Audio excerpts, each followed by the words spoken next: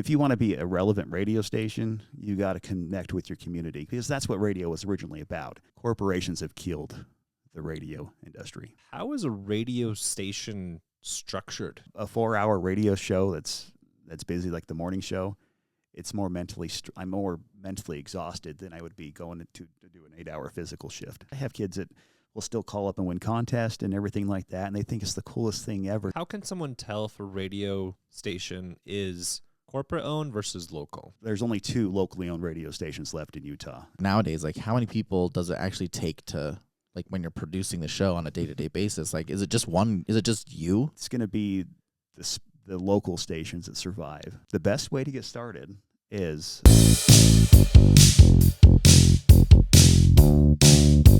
CJ, thanks for coming. I appreciate you coming on the show. This is a Saturday morning, so taking time out of your week. You're a busy man.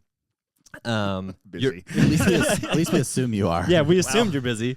It depends on the week. And summer time's our busiest season. So, so you are a radio DJ show. Like, what do you prefer? Like, what's the title? I've heard of the term disc jerky. Disc jerky. Disc jockey, radio DJ, whatever. You know, I don't really, whatever you want to call me. Okay, you're on the radio.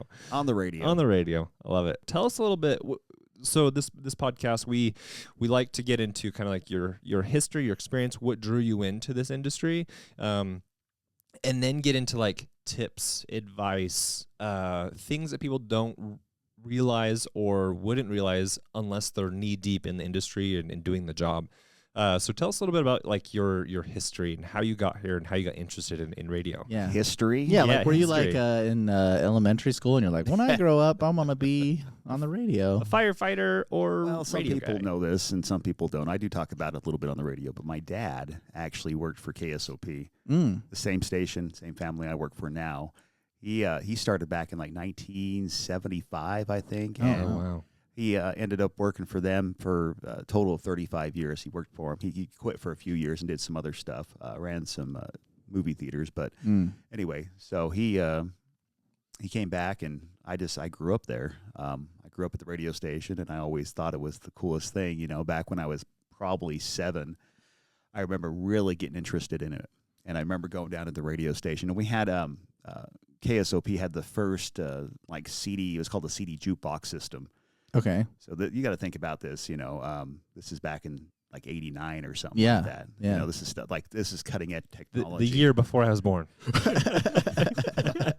I'm old. Oh no. I'll tell you what. I You're remember. 80s though. Too. I just remember people. You know, when I first started at the radio station as on air, I remember people always being older than me. Yeah. Now I got so many people that are younger than me, and I'm like, man, I'm an old man. no, yeah. No, so I, 7 years old, my dad let me hit, it was the print screen button. That was what started the next song. Oh, And okay. these CD changers, there was 4 of them, and they had like 60 discs in them each, and these things would come around. This computer would control it. So basically, just think of a big, huge, glorified CD changer. Yeah. So the computer would control it, and I thought it was the coolest thing ever. And I remember being a kid, as always, I heard my dad on the radio, and I remember being like 4 or 5 or something like that, and I was like, listening to my dad, and then I was trying to talk to him, and my mom's like, he can't hear you. Oh, through the radio, yeah. Through the radio. Oh, yeah. I hear my dad on the radio. Anyway, but yeah, I always knew that place and was there for, I was just thinking, God, my whole life, I can't remember a time that I wasn't around that radio station. Anyway, so, just over the years, I just got more interested in it. Went down with him when he worked his shifts, and he'd let me start songs, or he'd start teaching me stuff. And then I think officially I was hired on at 15. Oh, really? Oh, cool. Okay. So, yeah, I was always known in the school as the kid that has a dad that works for a radio station. Then I went through, high school and stuff like that. I was the guy that worked at a radio station. But no, like I said, I just worked my way up from basically ground up. I was, the person that went out to different events and helped set up and, help my dad with a bunch of different things that, whatever, like we go out to a concert, we set up speakers, go out to the fair, but so I'd help out. And then, like I said, when 15 is when I really was hired, and I became something called a board operator. And we used to do a lot of like live broadcast and everything from different events like fairs and stuff like that. And so I'd be back at the studio running the actual studio side of things, but the DJ to be out on location. And so that's what I kind of started out officially doing. So I did that, and then I worked my way on air. I'd go down early Sunday morning and do a shift from 6 to 8 before our countdown. So, oh, nice. yeah. And gosh, it just seems like it's a big blur, but it's been so many years. This is my 28th year. Wow. Oh, wow. So you can do the math. I'm getting pretty old. I'm getting up there. Yeah. Yeah. So tell us a little about your progression. Going from being a board operator at 15 to actually like getting to be the voice that's on the radio. Like, So I practice and practice, and then I'd fill in for the 7 to midnight show. If I could talk there. So I'd do that. What would you practice on? Like, what would? You'd be in a studio. We have production studios that you would just practice being a DJ. You know, like, hey, there's that song and there's this song, and and I'll tell you what, I have recordings of me back when I was 16, 17. Do you still have them? Oh yeah, on cassette. And it's the most embarrassing thing. I can imagine. I know whatever I have probably recorded from when I was 16 is probably also really embarrassing. Yeah, your voice is not like it is, but it just takes a long time. It's like stuff you can't learn in a book. I've met a lot of people that went to schooling for media and journalism and things like that, and and it's something you just learn over time. Like I always wondered how my dad did things and how he learned. And now that I'm older, my dad's no longer with us. He retired. He retired about 11 years ago, and he got out of it, and he passed away a couple years back. But I always wondered how he got to where he was and how good he was. And I understand. He was on the radio for years, throughout several different radio stations. But anyway. No, so it was just a progression and, filling in for shifts. And then when I got, when I turned 18, I was doing the midnight to 6 shift on some of the, like on weekends and stuff like that. Back in, it was 2005. So I was running movie theaters full time. So I was working radio part time since high school until about 2005. And then we had, his name's Country Joe. I don't know if you know that name, but he was really, he was a DJ at KSOP for years. In fact, he's on our other station right now. But anyway, he actually ended up taking another job at another radio station, and they needed someone to work the full-time 7 to midnight shift, and that's what I did. And so 2005, I've been doing it full-time since. And then it progressed, just people left, different changes, and then I started doing the 3 to 7 shift, which I'm on now, and, here we are. The rest is history. The rest is history.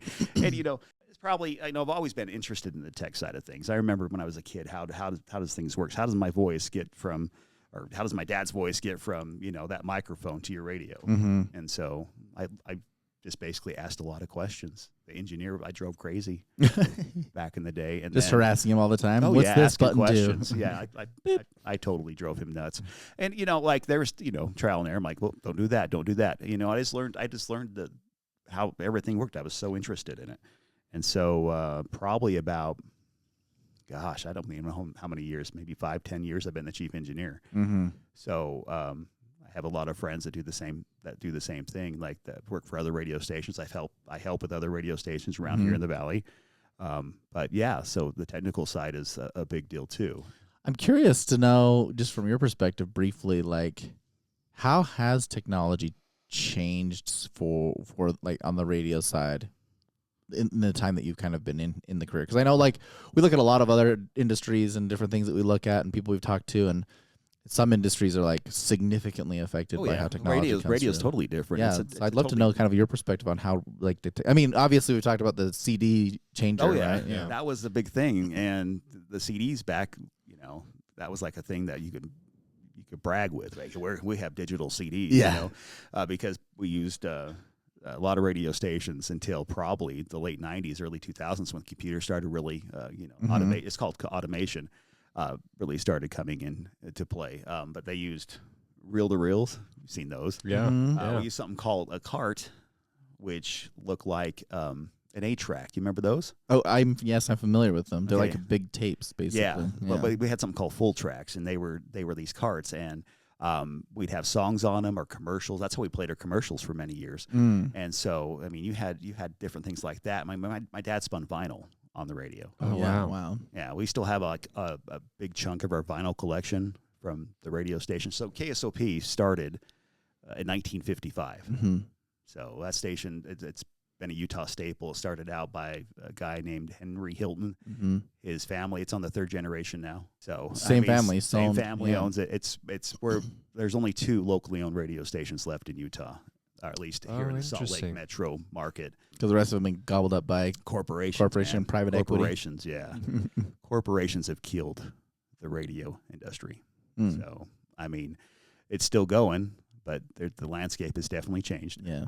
No, so like technology, it's been a big deal. And listen, I'm just trying to think of, we started out with the CDs. I remember having the CD changers and these things that, these carts that played the music. And we record phone calls on the reel-to-reels. Mm-hmm. And, and things started slowly getting, to the point where we had a digital recorder that would record the phone calls. Yeah. And then we got rid of the CD systems, and then we went to a computer-based system. So, yeah. And now I don't even have a CD player in the studio. At all. Fast forwarding today. I Yeah. mean, it looks like I'm sitting in a cockpit. I have 6 screens just in my studio. Oh, wow. So, I mean, if that tells you Yeah. how much technology is. I have a main system. We use something called wide orbit automation, which it's one of the bigger systems here in the States that run our music. Mm-hmm. And our station can sound like there's somebody totally there, but we can have the option where it sounds like there's somebody there, but there's really not. Mm. I mean, it's just crazy technology, and you couldn't do that back. You Yeah. know, I mean, you could, but you couldn't. It wouldn't sound as believable. But like I said, now, I mean, we have these big corporate stations that have radio DJs that go Mhm. all over the country, Mm-hmm. and there's a lot of people don't even know that the DJ's not even here In the state at all, Yeah. in whatever yeah, state and they're in. It's like, why listen to the radio if you don't? There's so many different options. Why listen to the radio if you're not local? You're not talking about local things. Sure. You're Right. not trying to connect with your people Right. in that local listening area. Yeah. If it's just like music consumption that you want to do, then maybe that's not. Yeah. Go to Spotify or something, right? Yeah, Just- Spotify, Amazon Music, things like that. I mean, I have Amazon Music, and I'll jam out to that. Yeah. Well, here's kind of like one of the things I was thinking, right? Because like my perspective as a radio listener, and I do also kind of age myself because to some degree when I'm driving my car, I'm probably like 50-50 or 60-40 where I like actually choose to listen to the radio as opposed to like Spotify streaming. And I might be in the minority here, if you will, because like for me, I'm not like a huge music person, right? Like I'll have like a few songs I'll listen to, but it's like not a very intricate part of my life. But when I do listen to the radio, like my perspective is or I see like videos and I'm like of the radio stations as they're operating like morning shows, and many times there's like multiple people that might be there on the show, but then there's also like people in the background. So one of my big things is just like, well, like nowadays, like how many people does it actually take to like when you're producing the show on a day-to-day basis? Like, is it just you that's in this place, or who else is around? Well, it just depends on the morning show and how it's set up. I Yeah. imagine like our morning show, Dave and Deb, it's pretty much most of the time at the number one ranked morning show. Sure, Yeah. yeah.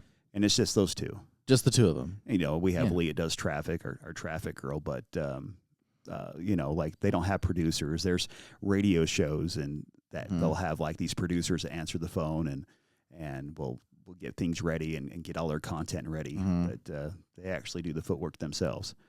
If you listen to us, it's live, it's unscripted. Mhm. Like our morning show, you never know what you're going to get. Yeah. Live and local as heck, right? Yeah, that's why we say that.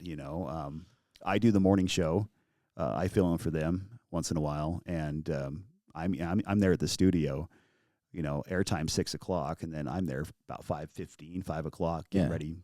Is trying to figure out what we're going to talk about throughout the morning, putting out content, going through reading news articles and stuff like that. So it takes a little bit of prep, Mhm. especially doing a morning show like that. Yeah. But yeah, for the most part, it just depends on how the studio, like how the show actually itself is set up, how the studio's set up. And, like some people will have 3 or 4 people on in the morning, some of the bigger national shows.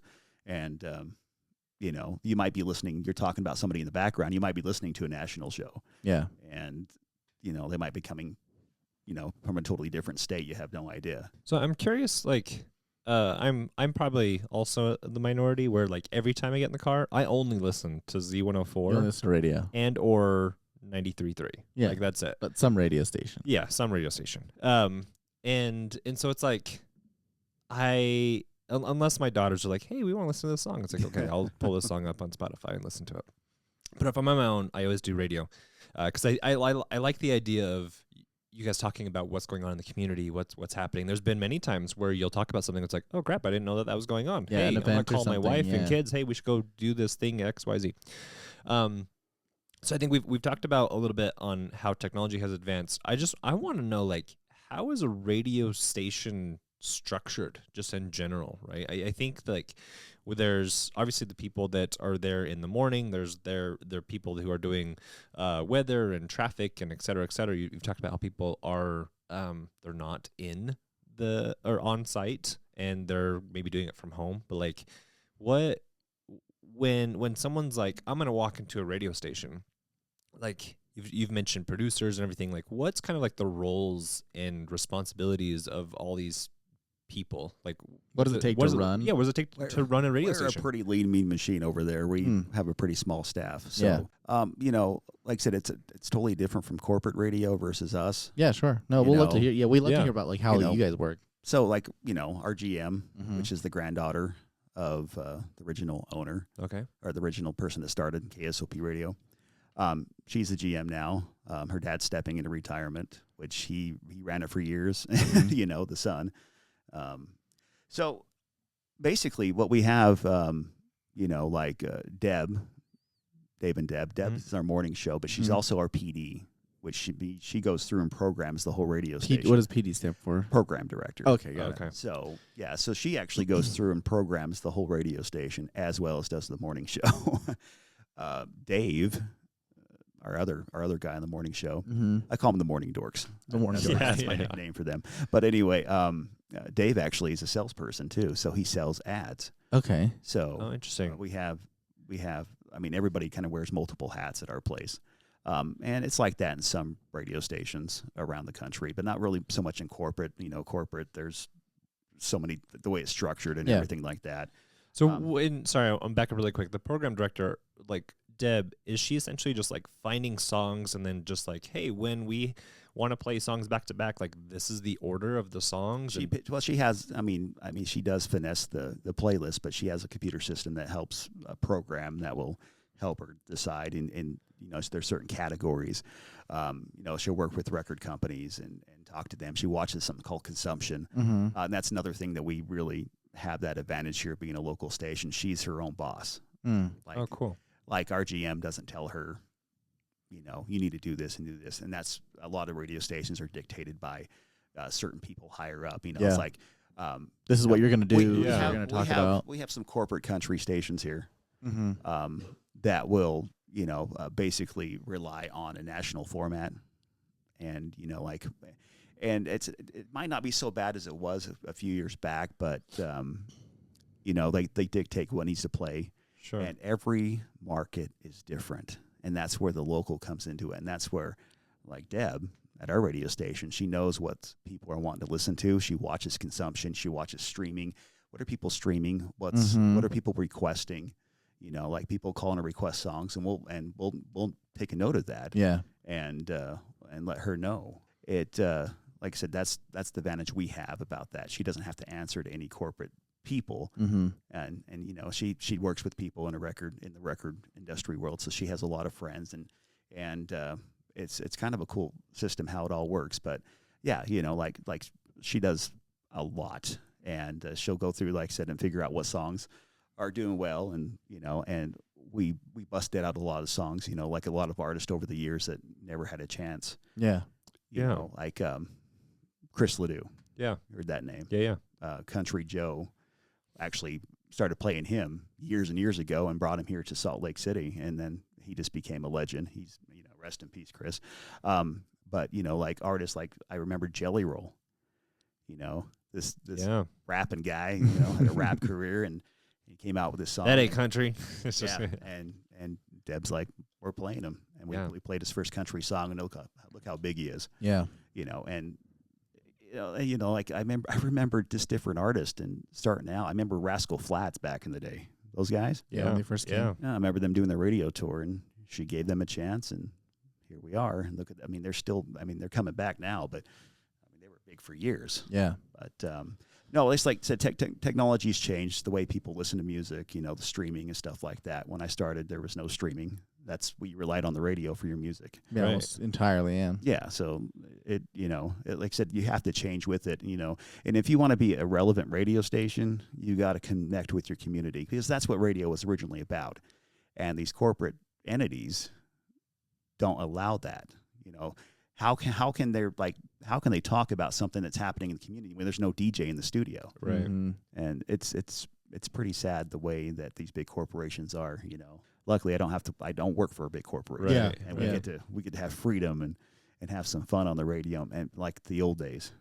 So I'm trying to understand. Like, you have this program director, right? And they're the ones who their role is to help choose and decide what type of music you play, which songs you get to play, which new songs get to come on and off. Mhm. And then as far as like when you say format, we're talking about like the types of like activities or things that you talk about during the radio, and like Yeah, what just you do cover, and the what you don't structure of cover. it. Yeah. Yeah, just the structure of it. We have clocks that we have to follow. Mhm. Certain times we have to do certain things. Like we have commercial breaks that we have to Right. follow a timetable on, and the PD structures, like I said, they go through and program all that. So Yeah. And when you say you have to follow it, is it because there's like legal things, or just like how the program director has mapped it out? yeah, how there's certain things that we have with ratings and things like that we want to make sure that we hit times on, because it's complicated. We're called a PPM market here, and it's a personal people meter market. It's by Nielsen Broadcast. Yeah. You've heard about Nielsen families and I'm everything. familiar with Nielsen to Anyway. some degree, but Yeah, so the way they structure it is just how we can get the best. It's called the quarter hour. It's just all this complicated math, and it's that. But Yeah, we don't have to go in the calculations, everything, but Yeah. know that there's a metric there. there's a metric. Yes. but yeah, so there essentially that metric is saying like during periods of time that they're measuring how many people are listening is kind of what you're going for. Like, what's like the core principle of these metrics that you're looking for? Well, you just want to make sure that you have the people listening at the right exact time, and that they're Mhm. getting the quarter hours in and things like that.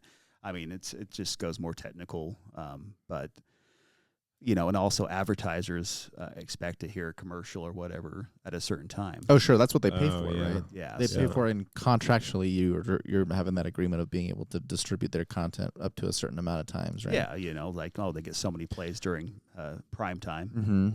things like that. So, they could pay to have a commercial first in line versus other people. You Mm-hmm. know, Yeah. yeah. So it just all depends on like the sales staff. Everybody's so intertwined. We got sales staff. We're talking about different roles. Yeah. Mm-hmm. We got the PD. We got the on-air DJs.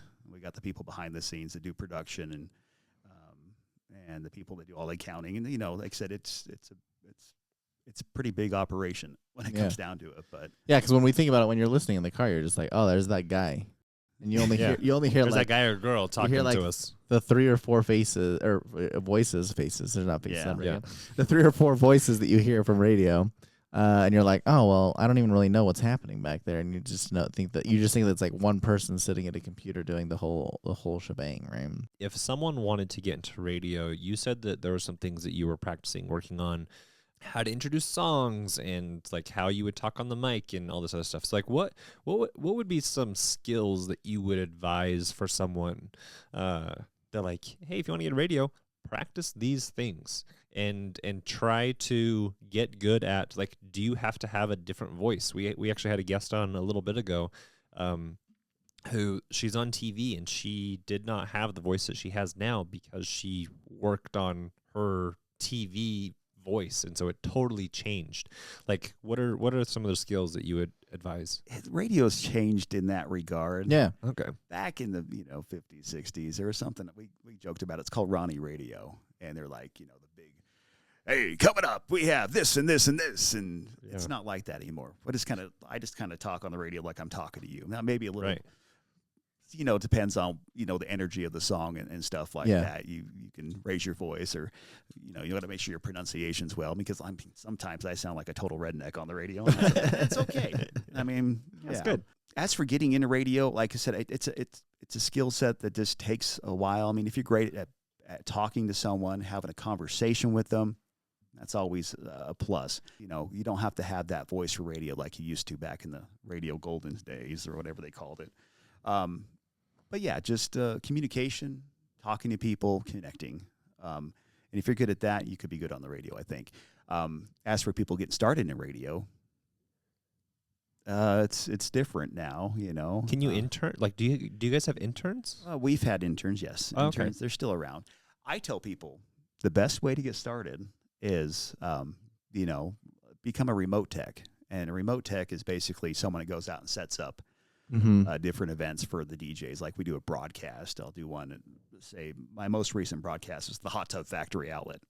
And so what these interns would come do is come set up, the remote system and the table and all this stuff. And basically the DJ would show up and do their thing.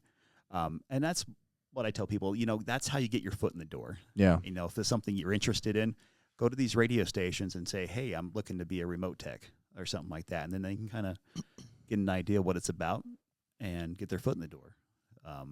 And there was used to be a radio school back in the day. I don't think there's much of that anymore. Yeah, probably not. Yeah. Yeah, there's broadcast and journalism and stuff like that. And I've had people that have gone to take those classes, and they come talk to me, and they're like, well, this is totally different than I thought it'd be. And I'm like, it's like, you're not going to learn these skills out of a book. You're going to learn them hands-on.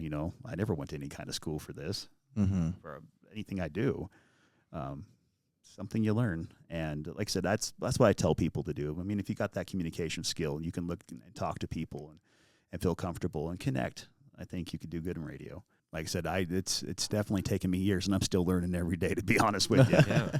I mean, I listen to myself back in the day, and I'm like, holy crap, they actually gave me a chance. No wonder I was on Sunday mornings. You're persistent. You were taking the hours that people didn't like. Well, and thinking about that too, like, so what are things that, if somebody has thought about that, there's people who listen to people on the radio, and they're like, oh, that might be a cool job for me to do, or something I might be interested in the future. What are some things that people don't realize, or maybe just don't know about that type of job, that when you're looking at it from the outside in, it looks one way, but when you're actually doing it, there's like some realities that people just are not familiar with. You just put yourself out there. I mean, it's just like doing podcasts. People are like, well, that guy sucks at interviewing. Yeah. That's there's always someone that's going to judge you. Yeah. And not like you. So that's fine. Or something that like might surprise a person who like, oh, I'm coming into to this job, and this is, it's not what I thought it was. Like what you said, somebody's like, oh, that's not what I thought it would be. Like, what are the kind of things that the people are seeing when they say that? The whole process of like, being a DJ, how do you make the mood match the music and things like that. That's just things you learn over time. People come in and they, like I say, they don't expect to see the whole operation and how it works. You know? You got to time everything in your head. And I'll tell you, I think a 4-hour radio show that's busy, like the morning show, it's more I'm more mentally exhausted than I would be going to do an 8-hour physical shift. And, oh, really? Oh, yeah. Because you're just so worn out, because you just have so many things going on in your head to make sure you're on time and make sure that, the contests are running correctly, and, just that everything's going smooth, and that stress can get you once in a while. And like I said, there's a lot of that going on. Timing is the big thing. There's so many things we have to stay on time. And like when I do the morning show, I have to make sure the commercials play at a certain time. I have to make sure that traffic happens at a certain time. Contesting happens at a certain time, because our listeners will call us out if we don't. They have a cadence that they expect. Oh, yeah. We have a loyal following. And, if they screw up, they'll call me out. And I appreciate that, because, we wouldn't be around without our awesome listeners. No, it is interesting, because like if I am consistently getting off work at a certain time, every time I go into work, I can expect to get in my car, turn on the radio, and it's like, oh, this is where they talk about this contest. Yep. All right. Well, I'm 5 minutes early, or oh yeah, they're actually running a little bit behind. So it's like, yeah, you can. It's clockwork. That's interesting to think about that, because I know like people know deep down inside that live is live, right? Like Yeah. everyone kind of understands that when it's yeah, live, it's happening, but you don't really know until you're like what it feels like to do live unless you're doing it, right? Yeah. And it's a different kind of pressure for then, like my job is like, if I don't do something right, like, well, I can fix it. Yeah. I can like, I didn't send that email out now. I'll send it now, right? Like the type of things that I do are much lower stakes than if it comes as opposed to something like a live show, right? It goes live out there. Like I can record a commercial and I'll screw up like 3 or 4 times, but if I have to do it live, I won't, because in the back of my mind, I know I can go back and fix it. Mm-hmm. There's times, this jackass on the radio did that again. Yeah, you just do that. It's just one of those things. But there's always stress and things like that with any other job. But I wouldn't trade it for the world. Yeah. Usually my stress, I'm on the radio and something technical happens that I'm trying to deal with, like we have a transmitter problem or something like that. So I'm trying to deal with that versus trying to be on the radio. And that's probably my most stressful times right now. But there's always there's the benefits outweigh any negative. It was a couple of years ago, had to be 2 summers ago, used sauna. I remember a lady came up and talked to me, and this has happened a few times.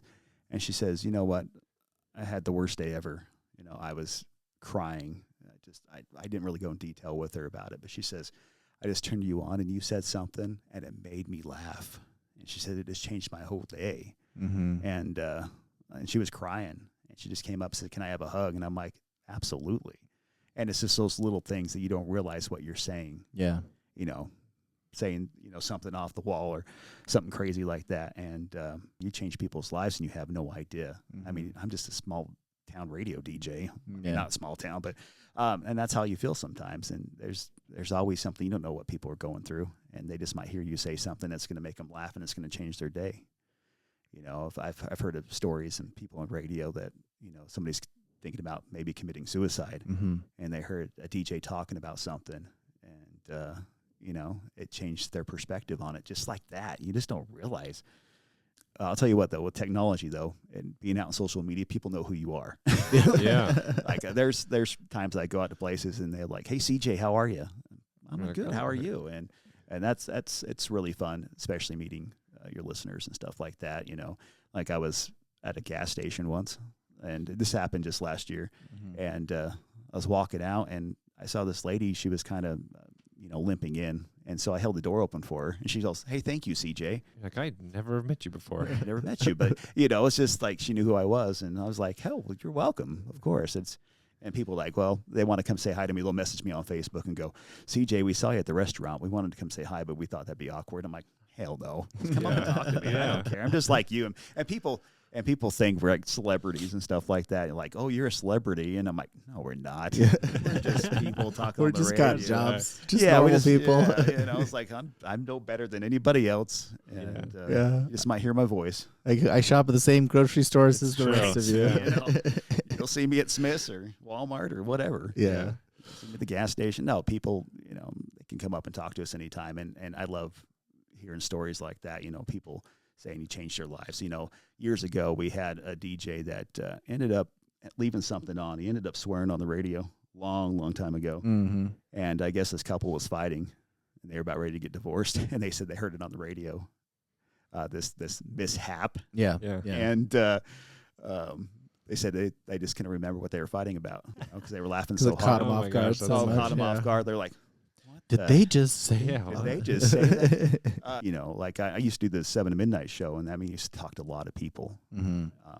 I'd have people that would call up and just want to hear, have a voice to talk to, and I'd hear some crazy stuff. And I met a lot of great people through the radio too. Mm-hmm. Became personal friends of mine, and relationships that still are today. That I'm glad that I was there in that position to become friends with them. But the people call up and tell your stories. You'd hear the drunk people. Yeah. There's just some fun stuff, and I don't get a chance to do like what I used to do because I'm so, my shift right now. It's a lot different than doing the 7 to midnight shift where I had more time. Yeah. To chat with people, but it's just that connection, and I think the connection is the biggest thing about radio, and that's why it's so important to, I want people to know that there are stations out there like ours that will strive to do that, and then there's some stations out there that just whatever dollar they can make, and I don't like that either. I think there's also, like what you're mentioning, there's a comfort level of like, when I know that I can get in my car and turn on the radio and hear CJ, it's like home, right? Yeah. When someone has a stressful day, like you're mentioning, a familiarity, if you will. Yeah, 100%. And then when it's not CJ at a certain time, it's like, what is going on? Throws people like, off. Yeah. Yeah. Well, yeah, we're creatures of habit. Yeah. And we like familiarity. And people will, they like that. And that's one thing about our station. Our DJs have been there for years. There's other stations here that the DJs are just fired every single year. They're recycled. You know what I mean? Yeah. And that's, how do you build a connection? I feel bad for fellow people in radio that, are working their butt off and build a connection with their audience. Next thing you know, they're out the door because of some metric, some higher ups that they're not matching or something. You know what I mean? We don't have to worry about that, at our station. And they don't sit there and flinch every time the ratings are down or whatever, like some radio stations do. So that's the advantage we have. So some radio stations that are nationally owned or corporate owned, is it pretty cutthroat then? Oh yeah. Okay. Yeah. That's, I guess, the underbelly of what you're saying. Yeah, if you think about radio as an 100%. aggregate, as a whole, I don't have to deal with that necessarily like they do, and I really feel bad. I've had some good friends that basically just got run through the string. I mean, it was bad. Yeah. And just how they were treated, and that's corporate radio, and that's what is, I think, a big negative towards radio in general. Interesting. Right now, it's interesting to think about that because, like, I 100% agree, Colton, with what you're saying. And there's a few stations I listen to here in Utah that we'd listen to for years, right? I think like X96. There's some people, yeah. you're we're probably familiar with them. And Oh, since yeah. we were younger, I listened to them when I was younger. yeah, you listen to Yeah. X96. It's just like Carrie, Bill, and Gina, right? Yeah. Like they're the Radio they're the Corral. show. And it's funny because when you talk about, well, it's not funny, but when you talk about when you talk about this like interchanging and like the familiarity and the connection that you get when you come to radio, it's almost like when these corporate radios have this recycling of people and kind of moving them through, and you don't have that connection. It's almost like a self-fulfilling prophecy where they're not really giving you what you want, so you end up going somewhere else. So what they want is the ratings, but the thing that they're measuring may not actually be creating the environment that creates that better connection or making self-sabotage. Yeah, they're like Yeah. self-sabotage. Like oh yeah. Well, it's like the local station here, 97.1 ZHT. Yeah. Oh yeah, they That's got Frankie and Jess. yeah. Frankie's been in the business for years, Yeah. and it's like I think they're doing a podcast now too. They are, but, yeah, I saw that. But I was like, really? Yeah, that it wasn't a good move. That was one of the things that's like, and I know this could be a whole other podcast, but like, so before I married my wife, going on 10 years, I think soon. And 10 years of bliss, right? Soon. Yeah, 10 years of bliss. Soon, yeah. So I would listen. We grew up in northern Utah. I listened to 97.1 all the time, and they were always on. And one day, like, I don't know, however long it was, like, I turned on 97.1. I was like, where's Frankie and Jess? Like, what's going on? And it's like these younger kids. I was like, what is happening? And then I looked into it more. It's like they just like that. They were let go. And so I was like, what? How? Why? All these questions. And then I slowly transitioned over to country radio stations. I know I just listen to you guys all the time. Thanks. But like one question that came to mind is like, people in radio within Utah, whether you're alternative rock or country or pop or whatever, like, is everyone pretty familiar with each other? Are they close friends? Like, It's a small world. Is it okay? Yeah, it's a small world. We have DJs at our station that have worked for our big competitors back in the day. Now, yeah. growing up here, there was a station called KKET. It was it was KSOP and KKET. Those were the big country stations here. Since, like the 80s, I think KKET went on, and then they became a big competitor to KSOP, which Gentleman Jim at our radio station, Tracy Chapman, Yeah. they all worked for KKET at some, back in the day, and they're working for us now. That station's gone, obviously, now, but you don't want to burn your bridges because you never know if your next job's going to be, with another, on the with other someone side, else, Sure. on the other side. So, you know, we've had, like I said, we've had DJs work for our competitors and come over to us, and it seems like they stay with us because, you know, it's just it's a better atmosphere. It's like Sure. we're like one big family. You know, Yeah. like my GM I grew up with, you know. That's crazy. She's a few years older than me, and I grew up with her. So it's like that. And then the people that have been there that came on, like Gentleman Jim, he's been there for, gosh, I think 15 years now or something like that. Yeah. 16 years. And that seems like yesterday, to be honest with me, when he started working for us. But yeah, I mean, it's a small knit community, and I feel bad for my, you know, other radio people that have been let go. I have friends across the country, and it's like, you know, you hear that these stations are doing big cuts, and you're like, well, hopefully my friends are okay. Yeah. Some of them haven't. Some of them got out of radio completely, and I would say that it's probably not the best career to try to get into right now, you know, because things are changing, and it's going to be the local stations that survive, that thrive on local. We have some local ones here that's all they care about, they want to be local. Yeah. And those are the ones that I think will stick around, Mm-hmm. You know, for as long as they can. I tell people, you know, tell people to listen to radio. Have your kids introduce them to the radio, because I have kids that will still call up and win contests and everything like that, and they think it's the coolest thing ever to It see is, themselves yeah. on the radio. It is the coolest thing. I've won a pair of tickets once, and I felt like it was the. Yeah. You still remember it. I felt like I won yeah. the lottery. It wasn't even like. Yeah, you know, like, you know, you'll get I think a few weeks back, I had a 14-year-old want to win tickets on my Z quiz. I do every afternoon. And they're like, can I win? I'm like, I'm not going to tell you can't win, you know, some tickets to an event or something like that. You know, I you know, like we're doing like this thing now. It's Flat Stanley. You don't know Flat Stanley. Yeah, We're doing a Flat D&D contest, and it's just a kids only contest. No, I want kids to be introduced to radio and you know, hey, this is a connection, because it seems like people are losing the connection with social media and everything. Mhm. People are Right. hiding behind you know, watching just YouTube videos and everything, and they don't really have any connection with anyone. And I think that's where radio can do that.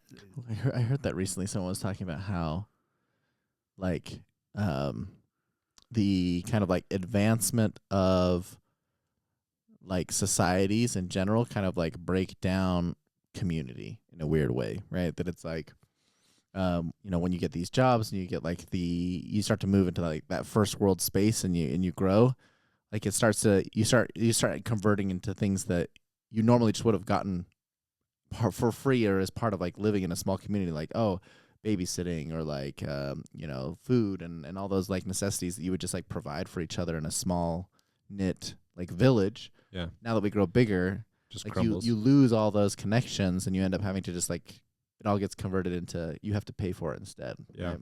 Yeah. And I think like the radio is like one of those things where, you know, as it gets more incorporated, that connection and community that you get is just like kind of gets eroded. But I think, that's the thing, is I think that there is a space for, like that's what people really want, right? When it comes to the connection, is that they're losing that. And I feel like as a society as a whole, we're kind of starting to feel a lot of those repercussions of social media Oh yeah. and these like I mean, parasocial relationships. people don't want to talk to each other. You remember how, you know, like you know, we'd answer the phone. How many times do you want to answer the phone? You know, Yeah. People don't want to talk to each other They anymore, don't. and it's sad. It's like, you know, what really gets me is kids, you know, turning 15, 16, and they don't want to get their license. at all. Yeah, they don't want to What? drive. They don't want to go out and do stuff like I, you know, I mean, technology. You Yeah. can DoorDash and everything. You Sure. don't really. Mm-hmm. But heck, when I was 15, I got my driver's permit. I'm like, oh hell yeah, I'm gonna get my license. Yeah. I'm gonna be free. And it's really surprising that there's kids now that don't even want to get their license. That they're 17, 18, 19, and don't have a license yet. That's crazy. And it's like, get out and have some fun. Don't Yeah. rely on your parents. Go to be a take you kid. around. Yeah, go. And get in trouble, but in a good way, I guess. Yeah. Good trouble. Yeah. Good trouble. I mean, but yeah, it's just everything's changed, and I just the connection has been lost in a lot of different things. You know, like you're talking about familiarity.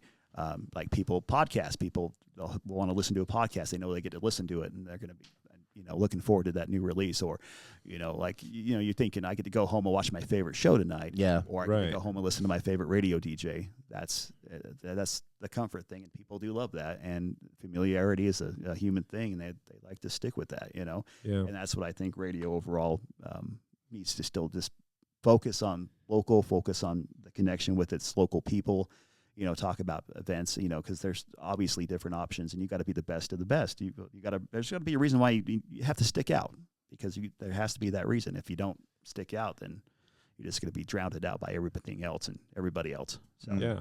So I have two questions. One, how can someone tell if a radio station is corporate owned versus local? Is there an easy way to distinguish that? You listen to certain shows and things like that. You can hear if the show is live or not, because they'll do time checks. Yeah. Okay. All right, it's 4:03 versus just a few minutes into 4:00. I'm just trying to think, like national syndicated shows. You can tell if they're not talking about anything. What's going on in your community. Yeah. I mean, if they're just talking general, there's a lot of syndicated shows that are on multiple radio stations, and they're not going to talk about a local station. You might hear them say a liner like that's been recorded. Hey, you're listening to so-and-so on this, or hey, join us back here in just a few minutes on whatever, blah, blah, blah station. That's probably pre-recorded, and for each station they're on. But you just got to listen for little things. And a lot of the corporate stations, like I said, they don't have the DJs aren't there in the studio. They're not going to be talking about local events. Like they might have a traffic report, but that's one person doing it for 50 different radio stations, and that's the thing. We have Lee West, our traffic girl. She's live in our building. She's just in the studio next to me. Yeah, she's there. And when we do, like she'll have a fill-in. They'll do traffic from Denver through their traffic hub, because she works for a different company. But they'll do traffic from there, and it's live from Denver as well. So I can talk to them, and and like I said, you can tell a station's live when they have interaction with people, and there's just certain things you got to listen for. But the average person ain't gonna. I mean, they're not gonna notice. Sure. They try really hard to make it sure that you don't notice. Sure. Yeah. Oh yeah. Like the technology, I can do my show from home. I could, with the way everything's set up, all the technology. I mean, I don't want to do that. I would hate it. Yeah. I know during COVID, a lot of radio stations went remote. A lot of shows, some still, and some are still now. But I went in the studio every day during COVID. Interesting. We had protocols and everything like that, but I went in every day, and I was like, I couldn't do this. I couldn't do the show from home. Second question is, if someone listening to this, can someone just start up a radio station? Like, how does that work? Or do they have to go? Because I mean, there's only so many numbers that your car or wherever can scan. Or is it all already? Is the real estate already taken? Oh yes. Okay. Especially here in Salt Lake. Okay. We're one of the most filled up markets. I mean, there's a radio station everywhere.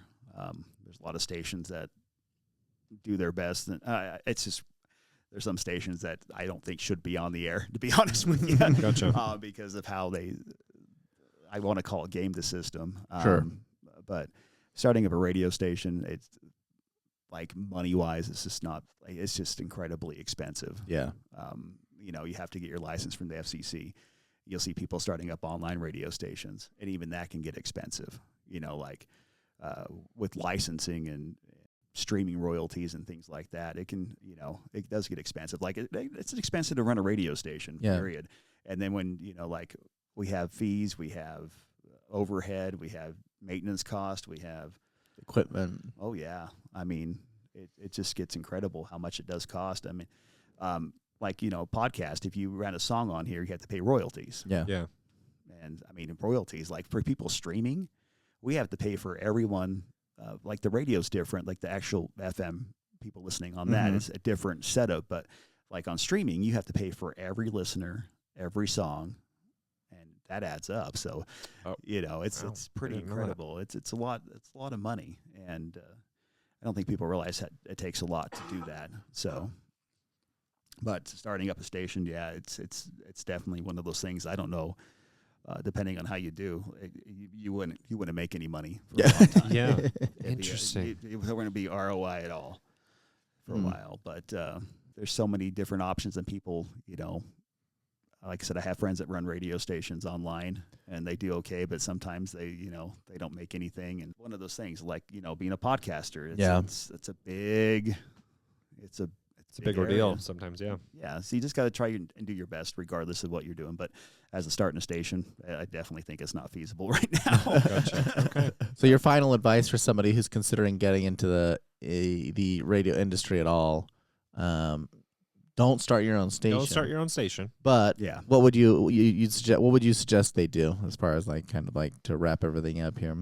They get started, or if they wanted to be part of it. Just to be part of it, yeah. You know, like I said, you get your foot in the door, no matter what, you know, and get to know the people there. Go be that tech. Make relationships.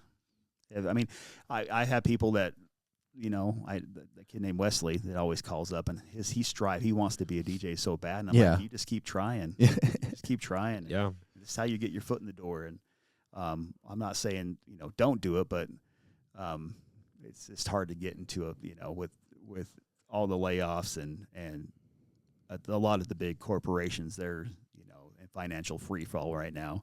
So who knows how long they'll hold those stations on and keep them on the radio. But like I said, if it's something you want to do, you know, make it happen. Just create connections. Start out as a remote tech. Someone that goes out and sets up the stuff, you know. Yeah. I mean, just the lowest you Work can your way be on up. the totem pole. I mean, that's what I did. Yeah. You know, I mean, I worked for years to do what I do and get to where I'm at. And that's, you know, it feels good to have that, you know, and do it that way. Don't expect anything ever to be given to you. Yeah. You got to, you know. Yeah, work for it. But in anything in life, it can be a lot of fun. It can be rewarding. And, you know, you get to meet a lot of great people along the way, you know. People like, well, you get to go to all the concerts. After a while, you're like, I don't want to go. You know, you get to meet some great artists. I met a lot of great people. Yeah. In my time, people have asked who you met and how, you know, who's the people that stand out. I mean, there's just a lot of great things. That's some of the benefits, you know. It's not like it used to be. You know, like I said, I had that chance to meet those people and meet a lot of great artists and like just people. Like I said, I think it's more exciting to meet the listeners than it is to meat any artist. If that makes any sense. That's cool. Yeah. It's just fun. Yeah. Especially when they, you know, they know you, like they're their, you know, you're their best friend, and that's fine. You know? Yeah. Sometimes it's just you and them in their car together. Yeah. Yeah. And that's the thing is, in your it's car like, for hours, right? yeah, it's like talking to you guys. Yeah. It's just like, hey, I'm here with you. Yeah. We're in this together. Crappy traffic. Well, I feel bad for you. Yeah. It's so true. Yeah. Like I said, it's been a fun career, and hopefully it lasts for a while. You know, we'll see what happens, because the whole landscaping is changing. And Yeah. but Is the landscaping, is it changing because of like AI? Like, does AI play a role in radio currently? it does. Okay. I mean, there's AI radio stations Yeah. Yeah. that I don't think really is a big thing right now, because it just sounds so artificial. Yeah. Yeah. Like, you know, like there's inflections in your voice I don't think AI can recreate necessarily. I mean, they're doing a really good job at it. Right. You know, we have services that do commercials that are AI, and I've had commercials that are AI, and some people can tell the difference, some people can't. But as for being a radio DJ, I just think you feed in what you want it to say, but it's not always, you know, I don't think that connection is going to be there. And what's the point of listening to a radio station if it's just going to be some generic thing like that? Why not listen to something that, you know, you want to, you know, like your favorite songs? You have your playlist on Spotify and you know, Apple Music and things like that. And it's like, I don't think that stations that would focus on things like that, I don't think they're going to survive. Or I mean, I hope that's not the future. Yeah. That's a future I don't want to be part of. Yeah. So Work-life balance. So radio, it just sounds like your shifts, like it's all broken up by shifts, right? Because I think I've been in a corporate position for a while. I'm in tech. Tyler, you're in tech, and so it's like we're familiar with the salary. We go in, we can go into the office whenever, we can work remote, and it's like that is what we've been doing for X amount of years. But radio, it's just there's always shift work. Is there anyone that has like a salary that they're kind of always on, or is everyone kind of broken up into their own little times and chunks? We're just broken up in our little times and chunks, as you would say. Yeah, I mean, You don't want somebody on the radio for 6 to 8 hours a day. 4 hours sometimes is more than enough. On average, I get there at 2:00 sometimes, and I'm on the air at 3, and I get out of there by 7. Sometimes it's a 5-hour day, sometimes it's a 10-hour day, depending on what's going on behind the scenes. Yeah. Sure. It's good that it's short shifts like that. We go 4, 5, and 4, and then we go another 5. Okay. So we 3 to about 6 to 10, 10 to 3, 3 to 7, and then 7 to midnight, and then midnight to 6. One of those things you don't want to, especially when you're really busy, you don't want to go over that time. And let's be honest, some people don't want to hear your voice. They don't want to hear you all day. They're like, oh my gosh, this guy again. It's a fun ride, and I appreciate you reaching out and figuring out what. This is great. It's kind of it's kind of nice to talk about it, and it's like I said, I hope people that keep supporting radio, and when there's emergencies and stuff like that, radio is going to be your savior. Yeah. There's people that were in hurricanes and stuff like that, and they're out there listening in their car to find out what's going on because everything else is gone. Yeah. Yeah, that's true. And it's like one of my favorite things in this world are drive-in movie theaters. I've been a part of theaters because my dad was. Right. We're losing them left and right, and it's like to tell people, support them. Go out and support these businesses if you don't want them to go, because once they're gone, they're going to be gone. And it's like radio too, if you don't support it and you don't listen and you don't support the advertisers on those stations, they could be gone. That's just the sad reality of life. But, like I said, support things like that you want around. And I hope people support radio for years. And it's one of those things that are going to be free. People get streaming fatigue. Yeah. People get tired of all the different fees. If you want something with no commercials, you're going to pay for it every month. Right. Radio, you get it free because of the commercials.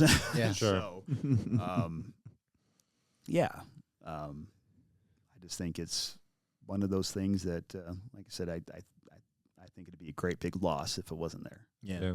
Any plugs? Anything you want to talk about? Any like projects where people can find you? I mean, obviously on the socials, if you have them. Yeah, any social media accounts you want to be followed on? Facebook, you can find me. Just type in CJ and then KSOP. It's easy. As for the radio station, we invite you to listen. Z104country.com. Like I said, we are a pioneer here in Utah. We were the first country station, signed on the air in 1955. And here we are, how many years later? Just celebrated its 70th birthday this year. No, that's crazy. KSOP. We invite people to listen, tune in, and find out what real radio is about, and local radio. Other than that, if you're watching in different parts of the country and different parts of the world, support your local radio stations. Support businesses you want to stay around. Like I said, introduce your kids to it. Introduce your kids to the world of radio, and know that it's fun being a part of that community. Win contests, try to win contests. It's one of the fun things about it. Like we actually give out prizes. We love doing that. Like Red West big festival, we give out tickets for the last couple weeks every day. So, anything else you want to get thinking about? No, I think that's great. CJ, thanks for coming on. Yeah, we appreciate your time. Yeah, no problem. Thanks for having me.